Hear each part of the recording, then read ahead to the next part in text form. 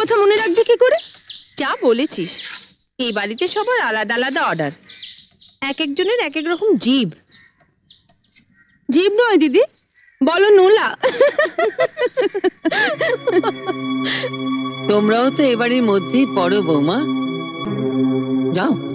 রান্নাঘরে সবাই মিলে ঢুকলে ধাক্কাধাক্কি হবে, তাই দাদাদের খাবারটা বার হয়ে যাক, তারপর না হয় ওর খাবারটা বেরোনো। মা কিন্তু আপিস তো সব একসঙ্গেই যাবে বৌমা। আপনার ছোট বউয়ের জন্য একটা আলাদা রান্নাঘর করে দিন মা, আমাদের সঙ্গে ধাক্কা ধাক্কি তোর কষ্ট হয়। আমি সে কথা বলিনি মেজদি। না তা বলনি, কিন্তু এর চাইতে বড় রান্নাঘর তো রাজা মহারাজাদের বাড়িতে হয় ভাই। ও কথা বলিসনি মেজো, ওর বাপের বাড়ির রান্নাঘর হয়তো সেই রকমই। আমাকে সবসময় বাপের বাড়ির কথা বলে খোঁটা দাও কেন দিদি? গরিব ঘরের মেয়ে বলে